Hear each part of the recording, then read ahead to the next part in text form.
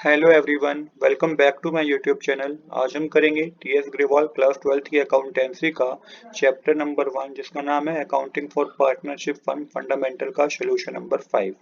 Question number 5 मैंने already note कर रखा है। क्वेश्चन नंबर 5 हमें कह रहा है Harshad and Dhiman are in partnership since 1st April 2022।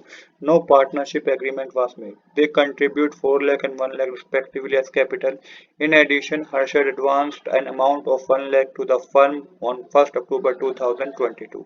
Due to long illness, Harshad could not participate in business activity from 1st August 2020 to 30 September 2022. Profit for the year ended 31 March 2023 was 1,80,000. Dispute has been arise between Harshad and Dhiman. देखिए यहाँ पे दो partners हैं जिन्होंने partnership start की 1 अप्रैल 2022 को। कोई partnership agreement नहीं साइन किया इन्होंने। कंट्रीब्यूट की कैपिटल हर्षद ने 4 लाख रुपीस और धीमन ने 1 लाख रुपीस। इसके बाद एडिशन में बता रखा है कि हर्षद ने लोन भी दिया फर्म को 1 लाख रुपीस का 1 अक्टूबर 2022 को। अब क्या हुआ कि हर्षद बीमार हो गया तो 1 अगस्त 2022 टू 30 सितंबर 2022 तक वो बिजनेस में काम नहीं कर पाया। प्रॉफिट बता रखा है 1,80,000 रुपीज का है। अब इनके बीच में हो गया डिस्प्यूट। अब जो डिस्प्यूट हो गया है उसी को हमें जज करना है कि किसका डिस्प्यूट सही है, क्लेम क्लेम किसका एक्सेप्ट किया जा सकता है और किसका क्लेम एक्सेप्ट नहीं किया जा सकता एज पर दी पार्टनरशिप एक्ट। क्योंकि देखिए पार्टनरशिप एग्रीमेंट भी साइन नहीं किया तो हमें ध्यान से इनके क्लेम को सेटल करना है। अब हर्षद के क्लेम को पहले हम करेंगे, फिर हम धीमन के क्लेम को करेंगे। इसके बाद बता रखा है कि आपको profit and loss appropriation account बनाना है, तो profit and loss appropriation account भी हम बनाएंगे। तो सबसे पहले हर्षद की क्लेम को देख लेते हैं। तो ये क्या कह रहा है? ये कह रहा है he should be given interest at the rate 10% per annum on capital and loan. तो ये कैपिटल पे भी इंटरेस्ट मांग रहा है और ये लोन पे भी इंटरेस्ट मांग रहा है 10% वो भी। तो देखिए यहाँ पे इसने एग्रीमेंट तो साइन हुआ नहीं, कोई पार्टनरशिप एग्रीमेंट, तो इंटरेस्ट ऑन कैपिटल तो मिलेगा ही नहीं।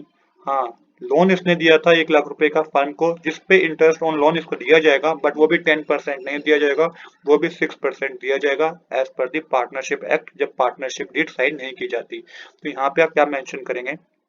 आप मेंशन करेंगे if there is no agreement on interest on partner capital according to Indian partnership act, no interest will be allowed to partner but interest on loan shall be provided at 6% per annum. यहाँ पे ये बात की गई है कि no agreement, कोई agreement था नहीं तो इंटरेस्ट ऑन पार्टनर कैपिटल दिया नहीं जा सकता इंडियन पार्टनरशिप एक्ट 1932 के अकॉर्डिंग। तो इंटरेस्ट नहीं दिया जाएगा पार्टनर को, मतलब कि हर्षद को इंटरेस्ट नहीं दिया जाएगा कैपिटल पे। बट हाँ, इसने लोन दिया था जिसके बदले में इसको इंटरेस्ट ऑन लोन दिया जाएगा, बट वो भी 6% पर एनम होगा, 10% नहीं होगा। तो इस क्लेम को हम इस तरीके से सेटल करेंगे। सेकंड क्लेम क्या करा इसने? इसमें सेकंड क्लेम करा कि profit should be distributed in the ratio of capital.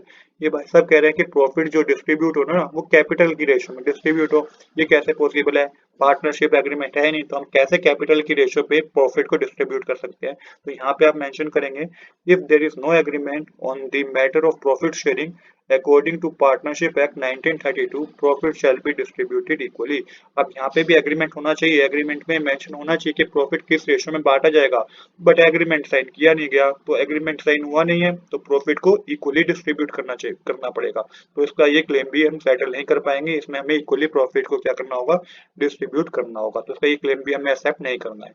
Same इसके बाद अब हमारे को डीमन के भी क्लेम को सेटल करना है। तो पहला एक क्लेम कर रहा है profit should be distributed equally. तो कह रहा है कि प्रॉफिट इक्वली डिस्ट्रीब्यूट होना चाहिए। तो बिल्कुल इस क्लेम को एक्सेप्ट किया जाएगा। क्यों एक्सेप्ट किया गया जाएगा? क्योंकि पार्टनरशिप एग्रीमेंट साइन नहीं किया जा, मतलब कि पार्टनरशिप डीड साइन नहीं की गई, तो हमें जो प्रॉफिट होगा वो डिस्ट्रीब्यूट करना है इक्वली। यहाँ पे आप मेंशन करेंगे धीमन क्लेम इज जस्टिफाइड। इसका क्लेम जस्टिफाई किया जा सकता है according to partnership act 1932, if there is no agreement on the matter of profit distribution, profit shall be distribute equally. क्योंकि एग्रीमेंट था नहीं कि कितना प्रॉफिट किसको देना है, तो प्रॉफिट जितना भी हुआ होगा फर्म को वो इक्वली डिस्ट्रीब्यूट किया जाएगा। सेकंड क्लेम ये क्या क्या कर रहा है? ये क्लेम कर रहा है कि इसको 2,000 रुपए चाहिए। क्यों चाहिए? क्योंकि हर्षद ने बीमार होने के कारण 1 अगस्त से लेकर 30 सितंबर 2022 तक काम नहीं किया था। मतलब कि 1 अगस्त 2022, यहाँ पे 2022 है तो उसे आप इग्नोर कीजिएगा, मतलब 2021 लिखा है पर यहाँ पे 2022 है। तो 1 अगस्त 2022 से 30 सितंबर 2020 तक तो उसने काम नहीं किया था। जिस रीजन से क्या हुआ कि जो डीमन है वो कह रहा है कि इसको 2,000 रुपए पर मंथ चाहिए एज रेम्यूनरेशन, मतलब ऐसा सैलरी और कमीशन, इसे 2,000 रुपए हर मंथ चाहिए जिस पीरियड में हर्षद ने काम नहीं किया था। तो इस क्लेम को भी जस्टिफाई नहीं किया किया जा सकता। क्यों नहीं जस्टिफाई किया जा सकता? क्योंकि no salary will be allowed to any partner because there is no agreement on matter of remuneration. तो यहाँ पे कोई एग्रीमेंट ही नहीं था। एग्रीमेंट होना बहुत कंपलसरी है। एग्रीमेंट होगा तभी ये चीजें दी जाएंगी। अगर एग्रीमेंट नहीं होगा तो ना सैलरी दी जाएगी, ना इंटरेस्ट ऑन कैपिटल दिया जाएगा, ना इंटरेस्ट ऑन ड्राइंग चार्ज किया जाएगा, कुछ नहीं चार्ज किया जाएगा। सिर्फ एक इंटरेस्ट ऑन लोन दिया जाता है। अगर किसी पार्टनर ने फर्म को लोन दिया है तो वो दिया जाता है, वो भी 6% पर दिया जाता है। नेक्स्ट ये कह रहा है कि इंटरेस्ट ऑन कैपिटल भी चाहिए इसको, लोन भी चाहिए, इंटरेस्ट ऑन लोन भी चाहिए इसको 6% पर एनम पे। अब भाई साहब ने, जो धीमन भाई साहब है, इसने तो कोई लोन ही नहीं दिया था फर्म को, तो ये किस तरीके से लोन मांग रहा है? और इंटरेस्ट ऑन कैपिटल दिया नहीं जाएगा। तो यहाँ पे मेंशन करेंगे आप, Dhiman claim is not justify on the matter of interest on capital. तो इंटरेस्ट ऑन कैपिटल इसको नहीं दिया जाएगा, और लोन जो है वो तो लोन तो इसने कोई दिया ही नहीं था फर्म को, तो उसको तो हम वैसे इग्नोर कर देंगे। तो इस तरीके से हम इसके इनके क्लेम को सेटल करेंगे, मतलब कि जस्टिफाई करेंगे। तो ये कंडीशन अप्लाई होती है, इनको आपको याद रखना होगा, क्योंकि जब आप प्रैक्टिकल क्वेश्चन करेंगे ना, तो ये बातें आपको याद होंगी, तभी आप वो कर पाएंगे, अदरवाइज आपको डिफिकल्टी होगी प्रैक्टिकल क्वेश्चन को करने में। अब हम बनाएंगे profit and loss appropriation account, but profit and loss appropriation account से पहले हमें प्रॉफिट एंड लॉस अकाउंट बनाना पड़ेगा। अब आपके दिमाग में क्वेश्चन जरूर आना चाहिए कि प्रॉफिट एंड लॉस अकाउंट क्यों बनाना पड़ेगा, क्योंकि यहाँ पे तो हमें बता रखा है कि profit and loss appropriation account बनाना है। तो बच्चों ध्यान रहे, मैंने आपको पहले भी बताया था, जब मैं इसके कुछ बेसिक कंसेप्ट समझा रहा था, तो मैंने बताया था कि यहाँ पे देखिए लोन दिया था किसने, हर्षद ने लोन दिया था ना 1 लाख रुपीज का, जिसके बदले में 6% इंटरेस्ट दिया है फर्म ने। किसको? हर्षद को। अब जब 6% इंटरेस्ट दिया है हर्षद को, तो ये जो इंटरेस्ट ऑन लोन होता है ना, ये अगेंस्ट द प्रॉफिट होता है, मतलब प्रॉफिट में से कम करना होता है हमें। तो इसलिए आपको profit and loss appropriation account पहले बनाना पड़ेगा। सिर्फ इंटरेस्ट ऑन लोन के लिए आपको याद रखिए कि प्रॉफिट एंड लॉस, अगर आप कभी भी देखिए क्वेश्चन में कि प्रॉफिट एंड लॉस अकाउंट दे रखा है आपको बनाने के लिए, profit and loss appropriation account बनाने के लिए क्या रखा है, बट उसी क्वेश्चन में इंटरेस्ट ऑन लोन की बात हो रही है, तो उससे पहले प्रॉफिट एंड लॉस अकाउंट जरूर बनाइएगा, उसमें से अमाउंट लेस कीजिएगा, पूरा प्रॉफिट कैलकुलेट कीजिएगा, नेट प्रॉफिट, उसको ट्रांसफर करना होगा हमें प्रॉफिट एंड लॉस अकाउंट में, profit and loss appropriation account में। आई होप कि आपको मेरी बात समझ आई होगी कि यहाँ पे इंटरेस्ट ऑन लोन की बात थी, इसलिए हमें प्रॉफिट एंड लॉस अकाउंट बनाना पड़ रहा है, अदरवाइज हम नहीं बनाते। तो यहाँ पे हमें पता है कि profit and loss account, profit कितना दे रखा है हमें क्वेश्चन में, प्रॉफिट दे रखा था 1,80,000, ये 1,80,000 दे रखा है ना, तो ये आपको क्रेडिट साइड मेंशन करना है प्रॉफिट एंड लॉस अकाउंट में।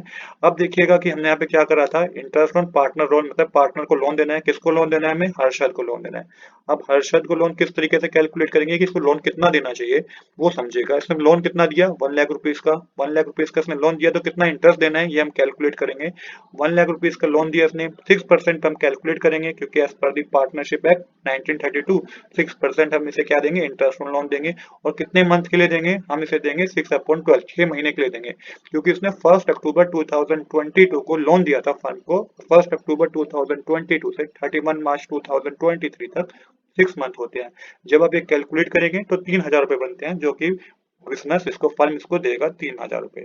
अब कितना प्रॉफिट हुआ, कितना नेट प्रॉफिट ट्रांसफर किया जाएगा, अब हमें नेट प्रॉफिट पता चल जाएगा कि नेट प्रॉफिट कितना ट्रांसफर होगा, कहाँ पे, profit and loss appropriation account में। तो ये 1,80,000 है क्रेडिट साइड, तो अब आप 3,000 माइनस कर देंगे 1,80,000 में से, तो 1,77,000 आएगा, जो कि to net profit transfer to profit and loss appropriation account होगा। यहाँ पे हमारी डेबिट साइड और क्रेडिट साइड इक्वल आ जाएगी।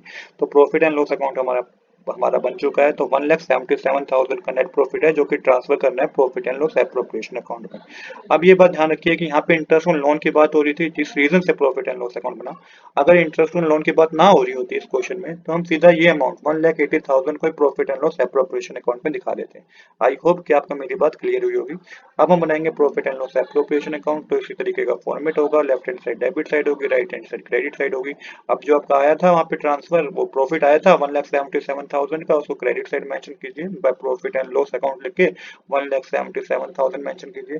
अब देखिए यहाँ पे इंटरेस्ट ऑन कैपिटल भी नहीं दिया जाएगा, ना ही कोई सैलरी दी जाएगी, ना ही कोई इंटरेस्ट ऑन ड्राइंग है, क्योंकि पार्टनरशिप डीड ही साइन नहीं हुई, पार्टनरशिप एग्रीमेंट में कुछ नहीं मेंशन किया गया, जिस रीजन से कुछ नहीं दिया जाएगा। हाँ, बट प्रॉफिट कैलकुलेट किया जाएगा, वो भी इक्वली शेयर किया जाएगा। तो डेबिट साइड मेंशन कीजिएगा, यहाँ पे 1,77,000 टोटल आएगा, डेबिट साइड मेंशन कीजिएगा to profit transfer to Harshad को, हर्षद कैपिटल, और यहाँ पे धीमन कैपिटल लिखिएगा। कितना प्रॉफिट दिया जाएगा, इक्वली प्रॉफिट दिया जाएगा, तो 88,500 हर्षद को और 88,500 ही धीमन को दिया जाएगा। यहाँ पे हमारी डेबिट साइड और क्रेडिट साइड इक्वल हो जाएगी, तो ये हमारा profit and loss appropriation account भी बन गया। आई होप कि आपको यहाँ तक कोई डाउट नहीं होगा।